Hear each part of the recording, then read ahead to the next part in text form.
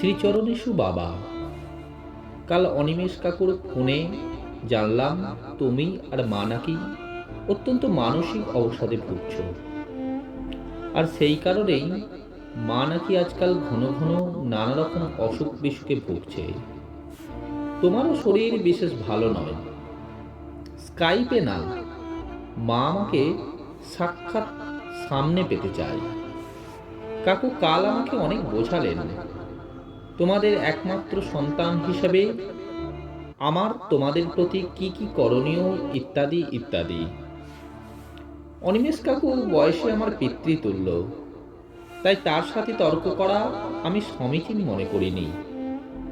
কিন্তু তোমাদের একমাত্র সন্তান হিসাবে তোমার কাছে আমার প্রশ্ন, আচ্ছা বাবা, একটা কোম্পানিতে চাকরি করি, বিদেশে থাকি, অনেক গুরুত্বপূর্ণ দায়িত্ব কাঁধের ওপর চাপানো আছে, হুট করে বললেই কি তোমাদের পাশে গিয়ে দাঁড়াতে পারি?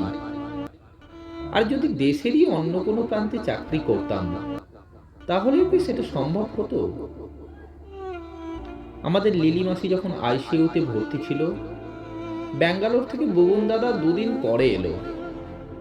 সেদিন সকালেই লিলি মাসি ইহলোকের মায়া কাটিয়ে চলে গেছে। বেচারা বুবন দাদাকে কত বাক্যবান শুনতে হয়েছিল। তার সাক্ষী ছিলাম তখন ক্লাস 12-এর আমি। কান্ট্রি ম্যানেজার বুবন দাদা অপরাধীর মতো বলেছিল, কি করি বলতো, পরশুই বড় কর্তা জার্মানি থেকে এলেন, ছেড়ে চলে এলে চাকরি চলে যেত। এই বয়সে এই বাজারে এমন চাকরি কোথায় পাবো? দুটো ছেলের স্কুলের খরচ বছরে 2.5 লাখ, চাকরি না থাকলে কোথা থেকে জোটাবো? আজ আমি বুবন দাদার অবস্থা ভালোই বুঝতে পারি।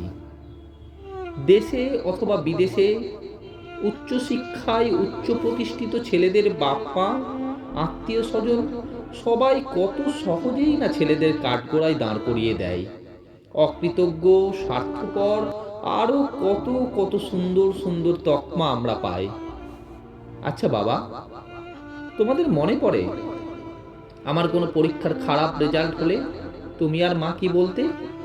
বলতে হরিপদ কেরানির মতো কোনো একজন হবে, জুতোর সুক্তলা হয়ে যাবে সংসারের ঘানি ঘোরাতে ঘোরাতে। এখন মনে হচ্ছে হরিপদ কেরানি হলেই ভালো হতো, অন্তত ছেলেটা কাছে থাকতো।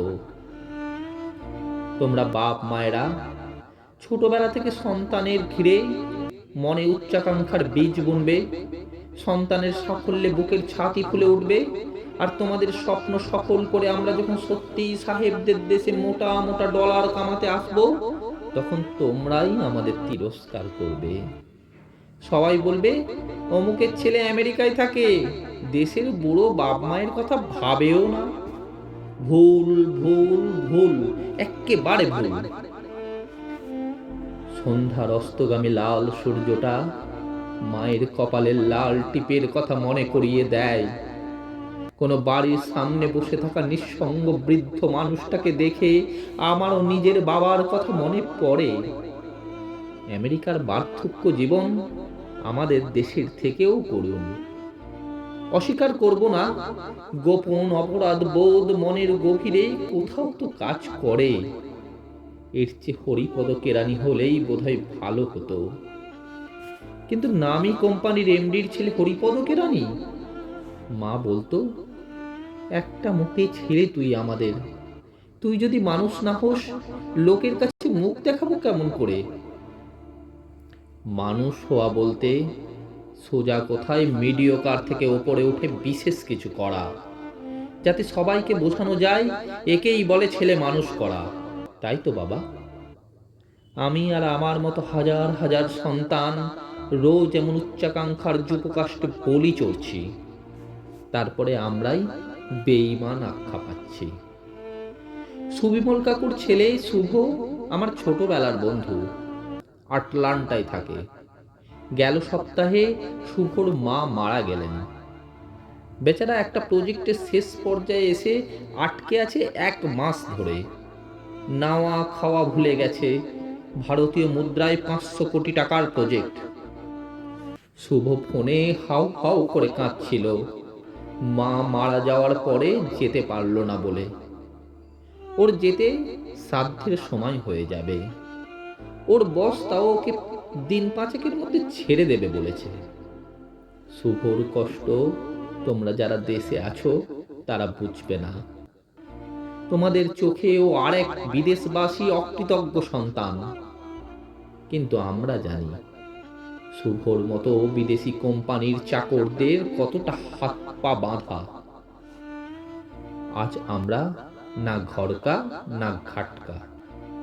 না বাবা, আমাদের জীবন তোমাদের অবদান আমরা ভুলিনি, কিন্তু তোমরা ভুলে যাও যে আজ আমরা যেখানে পৌঁছেছি সেটা তোমাদেরই অবদান।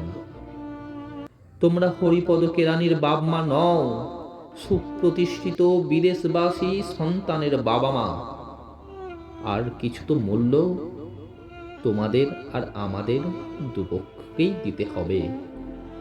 তাই ক্ষমা করুন। অনেকদিন ধরেই একতরফা দোষারোপের কাহিনী শুনে আসছিলাম, তাই আজ মনে হলো মুদ্রার অন্য পিঠটাও দেখানো দরকার। ভালো থেকো, সুস্থ থেকো, প্রণাম নিও। ইতি তোমাদের টুবাই।